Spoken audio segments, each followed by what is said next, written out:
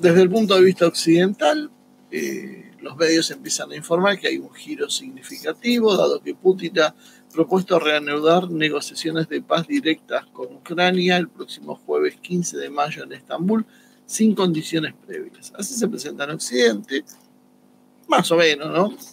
Los medios con distintas matices, pero básicamente desde esta posición se remarca que es la primera iniciativa formal de diálogo directo desde la interrupción de las conversaciones en marzo del 2022, y que Putin en realidad expresa sus intenciones de abordar las raíces del conflicto y lograr una paz duradera a lo largo y a largo plazo.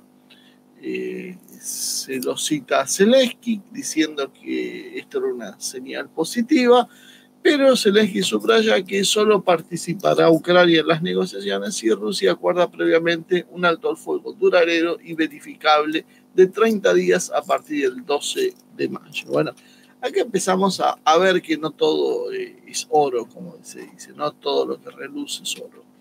Zelensky dijo que no tiene sentido seguir matando gente, ni siquiera por un día más. Bueno, esto Zelensky lo podría haber pensado hace un tiempo antes, ¿no? Con algunos cientos de miles, si no millones, tal vez de muertos a sus espaldas, ¿no? Creo que hay una fragilidad en la memoria. Pero bueno, vamos a seguir con lo que dicen los occidentales. La comunidad internacional ya saben lo que es la comunidad, yo se los explico por ahí los que son nuevos en el canal o están un poco distraídos. La comunidad internacional son los países que piensan como la prensa quiere que piensen. Es básicamente un puñado de países europeos. Antes era Estados Unidos, ahora con Trump, parte de Estados Unidos es la comunidad internacional y parte no es la comunidad internacional, es la parte de Trump precisamente. Y si podemos sumarle Japón, Canadá, Australia, los países bien, ¿no? Los países que son aceptables. El resto no sabemos qué somos, pero no somos parte de esa comunidad. Entonces los líderes de Francia, Reino Unido, Alemania y Polonia, dada su actitud antirrusa, es parte de la comunidad internacional, solo para eso, ¿no? Después no crean los polacos que los van a tomar muy en serio. Han instado a Putin a aceptar un alto al fuego incondicional de 30 días, porque si no se va a enfrentar a nuevas sanciones y presiones diplomáticas. Bueno, yo les recuerdo que tiene, ¿cuántas? 28.500 sanciones, un poco más de 28.500 sanciones ya Rusia. No sé si esto es algo que a Putin le pueda mover mucho el amperímetro en sus decisiones. Me parece que no, pero bueno, ellos siguen insistiendo en utilizar las mismas fórmulas que ya han fracasado. Y apareció Recep Tayyip Erdogan, el presidente de Turquía, ofreciendo a Estambul como sede para las conversaciones y expresando su disponibilidad para facilitarlas. Por supuesto, Emmanuel Macron, maravilloso Macron, hizo una nota, les cuento esto, es una pequeña postilla al margen, ¿no? Hizo una nota pidiéndole a la masonería francesa reforzar la defensa del laicismo en Francia. Después nos dicen que somos un poco conspirativos con estas cosas, pero dan que hablar, o sea, pero bueno, eso después si quiere otro día lo comentamos. Macron pidiéndole a los masones que trabajen por el laicismo en Francia. Y Macron no se lo ve muy seducido por esta propuesta de Putin, ¿no? Porque cree que es una táctica para ganar tiempo. Desde el otro lado, desde la prensa rusa, se habla de la propuesta de Putin para reanudar las conversaciones 15 de mayo sin condiciones previas. Es un poquito curioso, no sé si es sin condiciones previas, pero a medias, porque en realidad lo que está pidiendo Rusia es reanudarla en base a lo que ya se venía acordando. Es como que, bueno, se hizo una pausa de 3 años y ahora volvemos a las discusiones de marzo del 2022. No sé si están sin condiciones. TASS y RIA Novosti plantean que Putin expresó la disposición de Rusia en participar en conversaciones serias, para resolver pacíficamente el conflicto de Ucrania. Ojo con estos términos, que solemos pasarlos por alto, pero no hay que pasarlos por alto. Conversaciones serias, la palabra serias tiene un significado importante para los rusos. Retomando las negociaciones suspendidas en marzo, como decíamos, del 2022, y acusó Putin también a Occidente de haber influido para que Kiev interrumpiera dichas conversaciones en ese momento. El presidente ruso además propuso que las negociaciones se celebren sin condiciones previas y que se aborden las raíces del conflicto para lograr una paz duradera y de largo plazo. Además, Putin no descartó alcanzar una tregua real durante las negociaciones. Fíjense que ya las versiones no son las mismas. Zelensky dice, ya tenemos que hacer una tregua. Claro, se está desmoronando el ejército ucraniano con el apoyo de la OTAN, y necesitan ya una bocanada de oxígeno. Putin dice, no, nos necesitamos hablar, seriamente hablemos, pero cuando hayamos resuelto algo vamos a hacer el alto el fuego. ¿Qué vamos a resolver si todavía no hemos discutido nada? Entonces, las posiciones no están tan cerca como a veces la prensa quiere creer. ¿Se puede alcanzar una tregua durante las negociaciones? Dicen, sí, por supuesto, evidentemente en base a tener ciertas coincidencias básicas, ¿no? Pero la prensa rusa, a diferencia de cómo la prensa occidental da la palabra a Zelensky, pero lo presenta de otra manera, la prensa rusa dice que Zelensky acogió la propuesta como una señal positiva, pero subrayó que Ucrania solo participará de las negociaciones si Rusia acuerda previamente un alto el fuego completo, duradero y verificable de 30 días a partir de mayo. O sea, pone más hincapié la prensa rusa en este detalle, que creo que es, ahora después lo vamos a ir viendo en el análisis, pero creo que es la clave de lo que está intentando hacer Putin.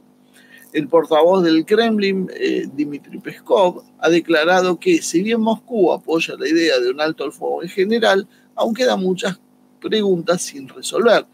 Moscú expresó previamente su preocupación de que el cese de las hostilidades permita a Kiev reagrupar sus tropas y ha insistido en que todos los envíos de armas occidentales a Ucrania deben suspenderse mientras dure el alto fuego. Claro, de alguna manera lo que te está diciendo Rusia es, les vamos a permitir un descanso, pero no aprovechen esto para mejorar sus fortificaciones, para enviar tropas al frente fresca, para traer nuevos cargamentos de armas, reabastecerse en líneas generales. O sea, no aprovechen esto para sacar una ventaja, vendría a ser. O sea, estamos teniendo un gesto con ustedes, no lo aprovechen porque si no, esto no va a terminar.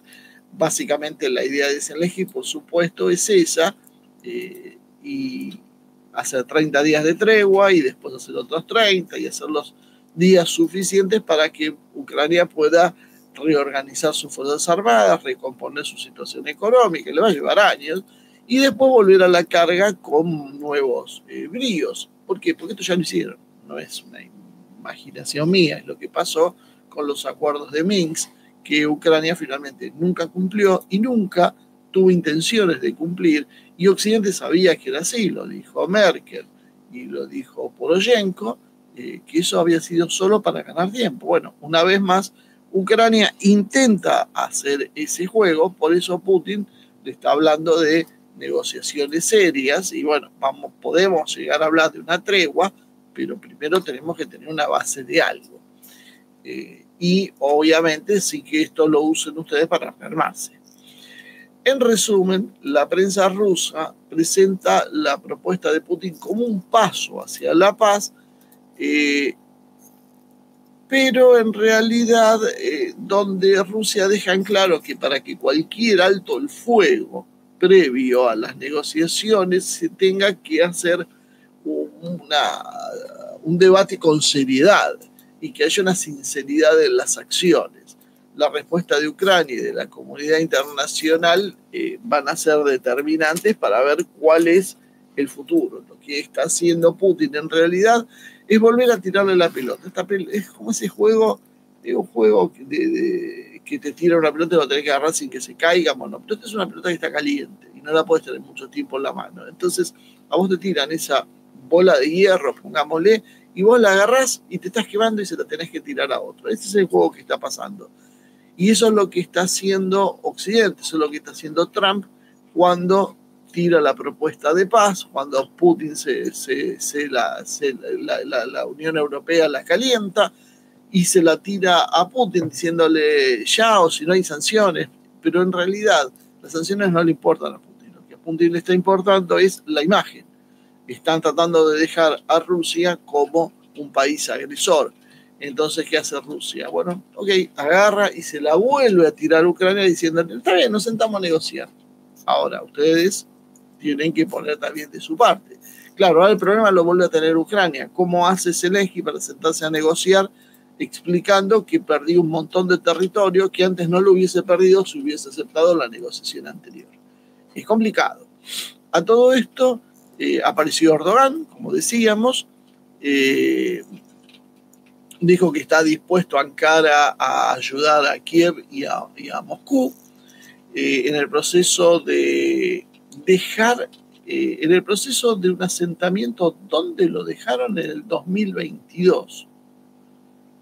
Volvemos a hablar, no es discusiones de cero, es a partir de lo que ya se había negociado. O sea, ya había habido algunos acuerdos que tienen que ver con esa desnazificación y con, sobre todo, no entrar en la OTAN. Eso eran parte de los acuerdos que había y que Ucrania pase a ser un estado neutral. Esas son las cosas que está exigiendo Rusia. Erdogan hizo una llamada telefónica y sugirió entonces que las conversaciones continúen en el punto que se habían dejado en Estambul hace 3 años atrás, y diciendo que, bueno, que Ankara estaba lista para albergar esas negociaciones si esto conducía a una solución permanente. El Kremlin confirmó esta llamada, que es verdadera, que Putin discutió con Erdogan esta iniciativa para reanudar las conversaciones con Ucrania. Fíjense que mientras Occidente estaba teniendo una idea de cómo hacer las cosas, Putin la puso en marcha por otro lado con Erdogan a espaldas de lo que quería el Occidente colectivo. Está Putin planteando el terreno de la paz, pero bajo otras reglas, en otras circunstancias, y tiene ese amigo enemigo que es Erdogan, que con esa política zigzagueante ha conseguido no ser amigo de nadie, no ser confiable para nadie, pero a la vez ser confiable para todos. Porque como todo el mundo sabe que Erdogan no termina siendo un aliado de ninguno de los dos bandos, eso es lo que le permite en realidad funcionar como mediador, ¿no?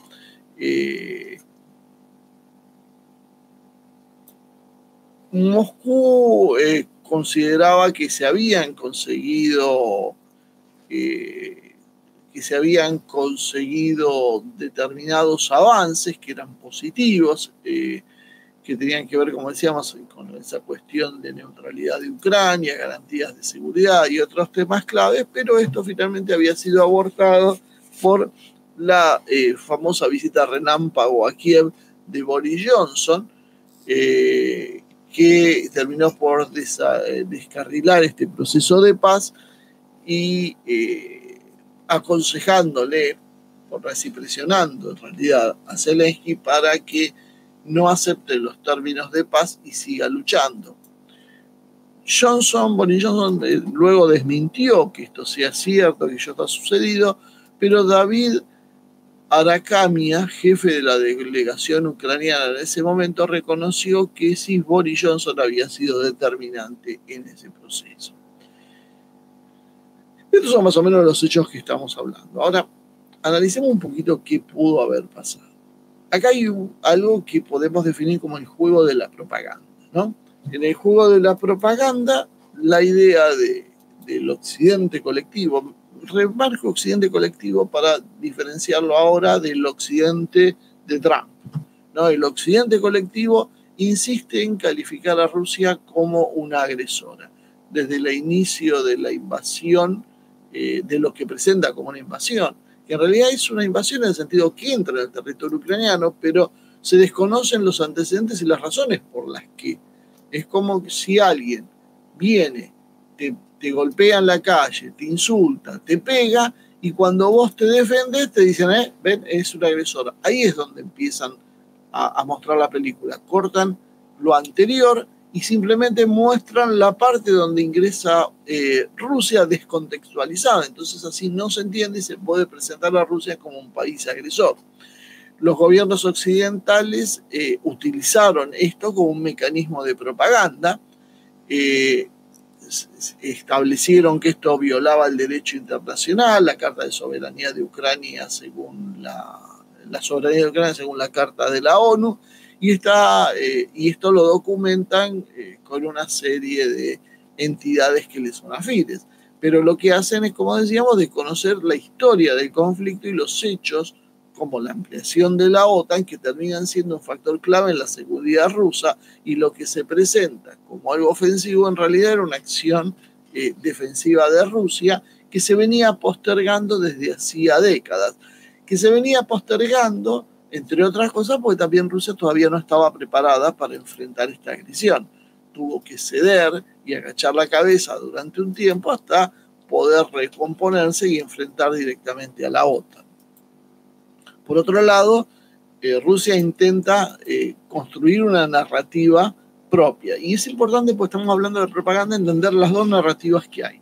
La narrativa occidental: Rusia es un país agresor que violó la soberanía de Ucrania atacando su territorio, mientras que, perdón, que haga otro pequeño paréntesis, es muy curioso, ¿no?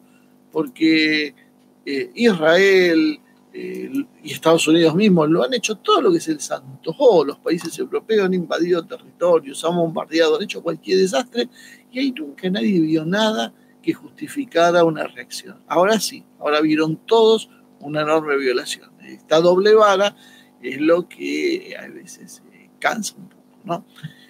Rusia, por otro lado, construye entonces una narrativa que es distinta, que habla de una operación militar especial, lo cual la diferencia de una guerra, porque se autolimita en las armas y estrategias que va a usar, que es una operación militar destinada a proteger a las poblaciones del Donbass, que por otro lado no está todavía 100% liberado, y resistir la expansión de la OTAN.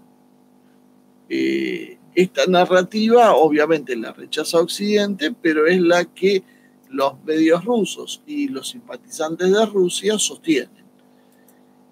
A todo esto aparece Donald Trump en el conflicto y sacude las estrategias que podríamos decir está utilizando el globalismo liberal, el occidente colectivo, ¿no?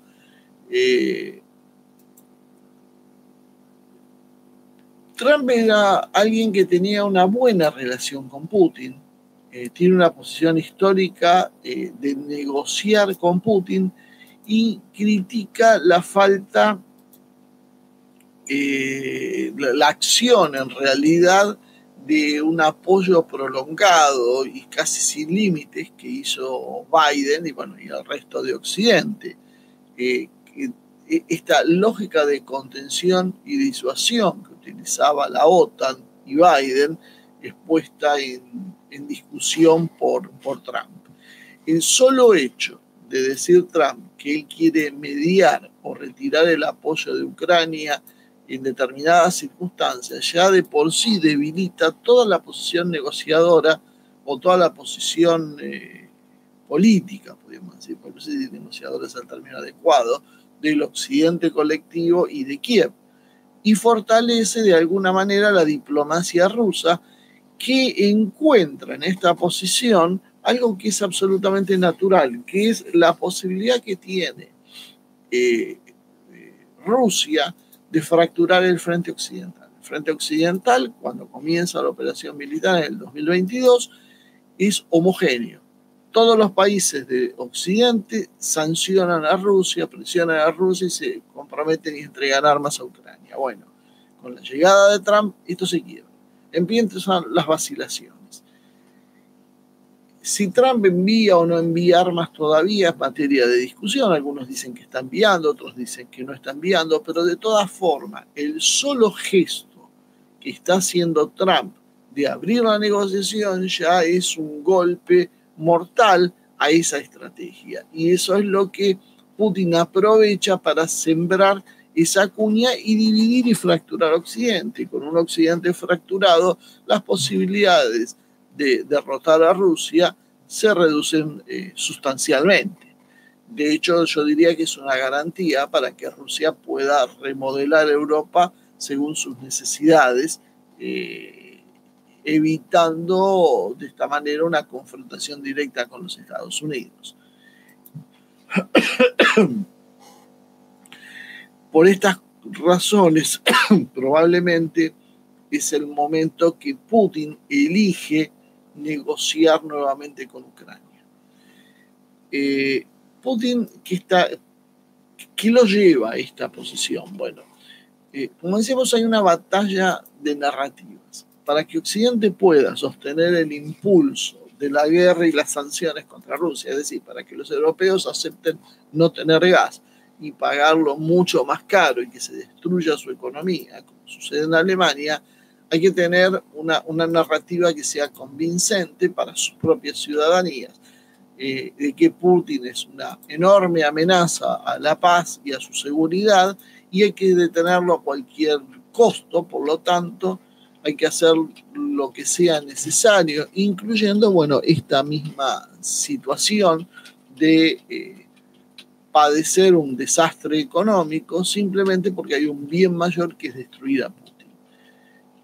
Esta es la base sobre la cual Occidente sostiene la agresión contra Rusia. Si Putin logra convencer a los alemanes y a otros pueblos europeos y a los estadounidenses de que esto no es cierto, que Rusia lo único que quiere es tener garantías de seguridad y que no es una amenaza para nadie, todo este relato se cae y comienzan las tensiones internas de Occidente entre los que quieren la paz y los que no, y esto le favorece obviamente a la posición de Putin. Entonces Putin busca reposicionarse en el tablero diplomático e informativo como un actor que busca la paz. Entonces él muestra voluntad de diálogo, porque lo que Occidente quiere mostrarlo es como que es un loco que se dedica a invadir países en sus ratos libres. Es una táctica habitual que siempre usa Occidente, que usa con Kim Jong-un y con cualquiera que no le guste. Cuando alguien no acepta las reglas de juego que propone Occidente, simplemente es un loco peligroso que hay que contrarrestar.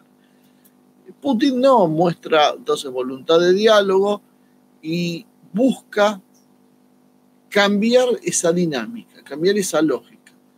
No es Rusia quien no quiere la paz, sino en realidad es Occidente quien no quiere la paz y empuja a Ucrania a la guerra. Que yo creo que esto, por supuesto, es lo que está mucho más cerca de la verdad. Y eso es lo que se está disputando ahora. Esa es la gran discusión. Putin ya no tiene tanta la mirada en la guerra en sí, la guerra ya la tiene ganada, sabe que la tiene ganada, pero la guerra tiene etapas. Después de esa guerra en Ucrania va a saltar una guerra mucho mayor en Europa Oriental y con todo lo que es Europa. Y como estación última, tal vez Estados Unidos. Bueno, lo que Rusia está tratando es de cortar esa lógica, que esto no necesariamente traiga una guerra mucho mayor que puede tener connotaciones nucleares con Europa, y mucho menos que arrastre a Estados Unidos. Quiere que se rompa esa cadena en algún momento, y para eso necesita mostrar que el que realmente quiere la guerra no es Rusia, sino es Occidente. De esa manera confía en que la propia dinámica occidental enfríe los ánimos belicistas. Y también, de alguna manera, conseguir el apoyo del sur global, aquellos que no son ni prorrusos ni están aliciados con Rusia, pero también se preocupan por la hegemonía constante de Occidente que funciona, bueno, descaradamente como intervención. Estados Unidos ha invadido decenas de países a lo largo del último siglo y sin embargo hoy que tiene las sanciones es Rusia. Yo no recuerdo una sanción, como decíamos, contra Estados Unidos o una sanción contra Israel. ¿Por qué sucede esto? Bueno, esto es un poquito también lo que sucede en ese terreno de las narrativas. Para que un país como la Argentina, como Brasil, como cualquier país sudamericano, por ejemplo, se posicione, tiene que romper esa narrativa. Si bien en nuestras poblaciones yo creo que la situación está dividida y cada vez más la gente comienza a entender lo que está pasando y apoyar más a Rusia, las élites están apoyando a Occidente, pero para que las élites puedan intervenir favorablemente en acciones concretas, en sanciones a Rusia, apoyo militar a Ucrania y demás, necesitan tener esa figura del Putin agresor que Putin está intentando precisamente no dar. Es básicamente una jugada de soft power ofensivo y útil si Trump consigue el apoyo electoral que lo mantenga en el poder, dada que él plantea que a Trump esto le puede servir porque Trump finalmente se va a colgar la medalla de decir fui yo quien detuvo la guerra que Biden prolongaba. Esto es otro de los objetivos que también persigue Putin. Putin intenta asfaltarle el camino a Trump para que sea mucho más fácil para Trump presentarse como el ganador de la paz. Toda esta situación precisamente le permite a Putin, a Trump, en función de la paz, ir retirándose del conflicto y no verse en la obligación de tener que seguir mandando ayuda y presionando a favor de Ucrania. Porque a veces uno dice, bueno, pero Trump es el presidente de Estados Unidos, puede hacer lo que quiera. No puede hacer lo que quiera porque tiene un Congreso con una ajustada mayoría, podemos decir, y los medios en contra. Entonces, ese esmerilado que lo presenten a él como un traidor, como un títere de Putin, simplemente lo que produce es un giro que puede llegar a ser peligroso. Lo que también es interesante notar es que luego de un periodo de 3 años vuelve la diplomacia a ser el centro de la escena y tal vez recobra un poco de protagonismo la propia propaganda.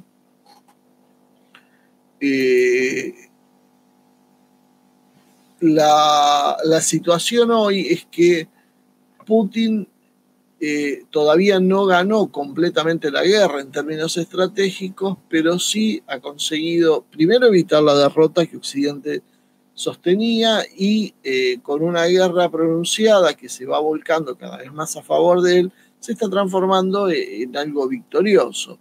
Ha logrado consolidar gran parte del Donbass y del sur de Ucrania, debilitó las capacidades ofensivas de Ucrania al máximo, mediante una táctica de desgaste que ahora demuestra que, bueno, que Ucrania está al límite de sus posibilidades, mantiene la iniciativa cada vez en mayores partes del frente y tiene una política hoy de inversión en la industria militar que empieza a dar sus frutos, que está funcionando a pleno, que le va a abrir nuevos mercados a Rusia también en ese área y ha alcanzado cotas de producción similares a la de la Unión Soviética en algún momento. El otro día leía, por ejemplo, que la capacidad de Rusia hoy está aproximadamente en fabricar unos 1.200 Iskander al año, lo cual es una cifra bestial, ¿no? Estamos hablando prácticamente 1.200, creo que era. Básicamente 4 Iskander por día. Eso es una cifra extraordinaria y que demuestra que está alcanzando las épocas soviéticas en su capacidad de producción, Rusia. Y esto lo está haciendo sin que se haya resentido el frente interno por la presión contra las fuerzas occidentales, contra que haya habido un malestar en la población por una caída del nivel de vida, sino más bien todo lo contrario.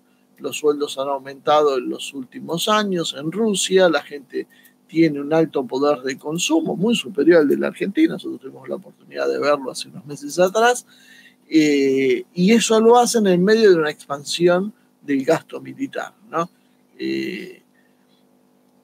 Ha conseguido también un contexto geopolítico favorable, dado que se ha producido finalmente como resultado de esa resistencia a la agresión, un Occidente que empezó a dividirse. Como muchos pronosticamos, si los resultados no vienen con el tiempo, van a empezar a ver quiénes no quieren seguir con esta guerra, y es lo que está pasando. Hay dos líneas, podríamos decir, una pro acuerdo con Rusia, donde está Trump ubicada, donde hay crecientes sectores en la oposición alemana, por ejemplo, la AfD, Hungría, Eslovaquia, una parte del electorado francés que va creciendo esa oposición a la guerra, de alguna manera Meloni, mientras que hay otros que están a favor de Ucrania, que básicamente no están a favor de Ucrania, están a favor de utilizar a Ucrania como ariete contra Rusia, que era precisamente el sector de Biden, el sector de los demócratas en Estados Unidos, el Reino Unido, Polonia, Macron, el oficialismo alemán con sus claroscuros. Esos son los que están a favor de la guerra. Trump en realidad básicamente termina siendo una oportunidad estratégica para Putin, dado que viene con la intención de enfriar el apoyo a Ucrania, forzar negociaciones y consagrar un status quo territorial que favorece a Rusia, porque está, creo que fuera de discusión, y se lo ha dicho claramente Trump a Zelensky, que se olvide de Crimea, que se olvide del Donbass y de las zonas que Rusia ya ha ocupado. Esas zonas ya han quedado incorporados al territorio ruso, que hay que tener una dosis de realidad, de pragmatismo, y que Ucrania, que Zelensky todavía tiene que salvar el resto de su país, porque si no simplemente lo va a perder por completo. Entonces, ¿por qué Putin en estas condiciones querría la paz si finalmente todo se estaba volcando a favor de él? Primero, porque necesita contrarrestar la narrativa occidental. Putin necesita sostener una imagen de ser también un hombre que es un estadista razonable, no un agresor internacional, porque eso es lo único que le puede dar estabilidad a largo plazo.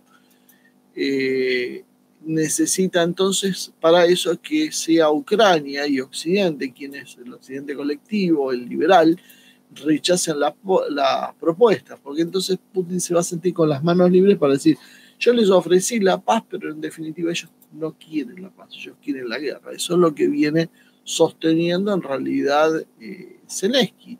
Y han visto que cada vez Putin esto también ya les ha ido tomando la mano. Cada vez que Rusia tiene una iniciativa de paz, se ponen muy nerviosos Macron, Starmer y Zelensky. Evidentemente ellos no pueden aceptar la paz por sus posiciones políticas. Y de alguna manera también favorece a Trump, que viene con el discurso de que hay que negociar con Rusia. No se puede hacer un mundo a espaldas de Rusia u hostil hacia Rusia, ¿no? Por lo tanto, fortaleciendo la posición de Trump, también se fortalece la posición de Putin, y la oferta de paz es parte de esa estrategia, ¿no? Putin busca mostrar a Trump como la única opción que le queda a Occidente para no terminar en una guerra, y de esta manera refuerza la narrativa antiglobalista y antiintervencionista. Le permite ganar tiempo porque en realidad ofrece la paz, pero tampoco está obligado a aceptarla, pero lo que hace con esto es básicamente ir desgastando el apoyo occidental a Ucrania, y le permite continuar los preparativos militares que hace para un enfrentamiento con Occidente. Lo que pasa es que acá en Occidente te dicen: nosotros tenemos que gastar 800.000 millones de dólares porque vamos a ir a la guerra con Rusia. De hecho, Dan Pras, el Banco Central Europeo, comentábamos el otro día, que está diciéndole a los economistas, a los bancos, que estudien cómo va a ser el impacto en la economía alemana y europea en el año 2018 cuando se produzca la guerra con Rusia. Entonces, sobre esas cuestiones, lo que hace falta es tratar de alguna manera de Rusia no le queda otra posibilidad que prepararse para ese choque militar, que es lo que viene haciendo Rusia desde hace un tiempo. Porque si bien Putin da todas estas señales, por otro lado, también se prepara para un segundo escenario, que es el rechazo y la guerra. Y Rusia, como vemos, como decíamos, con el desarrollo de sus capacidades militares y de su industria, bueno, esto es básicamente lo que está haciendo. Cuando lo sacaron a Shoigu y pusieron a un economista al frente del Ministerio de Defensa, mucha gente se escandalizó. ¿Cómo no puede algo? Eso que es un gesto pacifista. Y no, en realidad lo que estaba haciendo Rusia era algo muy, muy distinto. Rusia se estaba preparando para una guerra a escala planetaria y a una guerra prolongada.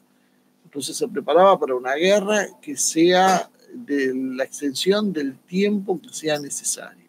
Entonces, si se preparaba para ese tipo de enfrentamiento, era lógico inclusive que tenga alguien especializado en desarrollar capacidades de producción a gran escala, porque en definitiva la guerra se ha transformado también en una lucha industrial. El que tiene mayor capacidad de producción es el que termina imponiéndose. Se necesitan cada vez mayores cantidades de armas. Ahora no se pelea con una espada y con un arco y una flecha. La cantidad de recursos materiales es infinita. Entonces, la planificación de eso era clave. Y creo que esa fue una señal que no se entendió en Occidente, pero que mostraba en realidad lo contrario a lo que muchos creyeron ver. Mostraba la determinación de Rusia a ir a un enfrentamiento que pueda ser prolongado si es necesario y que sea total si también lo es así, ¿no? Entonces, ¿qué quiere hacer Putin? Putin quiere recuperar con esta iniciativa la agenda, mostrarse también como un actor que es el que va definiendo los términos. A pesar de todo lo que dijo Occidente, quien decide cuándo y cómo se produce la paz termina siendo Putin. Putin es el que dice, ahora nos sentamos a hablar. Es el que dice, nos sentamos a hablar y con estas condiciones. Cuidado con este tema porque es importante en diplomacia y en la cuestión geopolítica, no solo tener fuerza, sino quien tiene la iniciativa, quien tiene los movimientos claves, porque los puede manejar en función de sus necesidades, tanto en la dirección como en su oportunidad temporal. Putin en realidad, con esto, y esto es una opinión personal, no creo que esté buscando la paz real. Creo que a Putin le gustaría la paz, pero antes que la paz tiene requisitos. Las cuestiones de seguridad de Rusia están por encima de la paz a cualquier lugar, a cualquier costo, porque si no, esa paz no va a servir y solo va a servir para debilitar a Rusia. Por lo tanto, ¿qué es lo que necesita Putin? Putin necesita una ventaja narrativa que le da una ventaja estratégica. Por lo tanto, necesita desarmar el discurso que lo presenta como un belicista, presionar al frente occidental a definirse y la presión lo fractura. Entonces, ¿estás a favor o estás en contra? Favorecer a Trump en su posición, ayudarlo a sostener el poder y a prepararse para su elección de segundo, ¿cómo se llama? La elección intermedia. Y todo esto hacerlo sin comprometer la capacidad militar rusa, dado que Rusia no cede nada y ni siquiera está diciendo que va a ser la tregua que dice Zelensky. Estamos hablando de negociaciones de paz, significa sentarnos a hablar sobre la paz, pero mientras tanto los acontecimientos siguen y podrá ser treguas circunstanciales a cambio de determinadas garantías. Y por último, cambiar el eje de la guerra a la diplomacia, un sector donde también se siente cómodo, donde Putin ha conseguido una posición de fuerza para Rusia y que esa posición lo favorezca de alguna manera, ¿no? Es una posición que lo necesita porque ningún país puede enfrentarse con el resto del mundo eternamente. Hoy Rusia está luchando contra más de medio centenar de países simultáneamente y obviamente llevar eso no solo al plano militar, sino llevarlo al plano diplomático nuevamente, le permite poder hacer una coalición para contrarrestar eso. Entonces, bueno, básicamente creo que en resumen es eso lo que está haciendo Putin, buscar recuperar la agenda política, conseguir de alguna manera que Occidente profundice sus dudas, sus incertidumbres, sus fracturas y sus tensiones, tirarle esa pelota caliente a Zelensky y a sus partidarios occidentales para que resuelvan. Bueno, ok, estamos empezando a hablar de paz. ¿Cuáles van a ser sus gestos de compromiso? Si no los hay, vamos a volver a la guerra, pero eso se lo van a tener que explicar a sus poblaciones y van a tener que explicarles por qué les va a aumentar el precio de los combustibles, les va a aumentar el precio de la vivienda, les va a aumentar el precio de los alimentos y además posiblemente sus hijos terminen convocados para un enfrentamiento con Rusia, que puede ser convencional, lo cual va a significar una verdadera matanza para los jóvenes europeos, o nuclear, que bueno, eso ni siquiera va a dar mucho tiempo para pensar. En algunos minutos Europa dejaría de existir.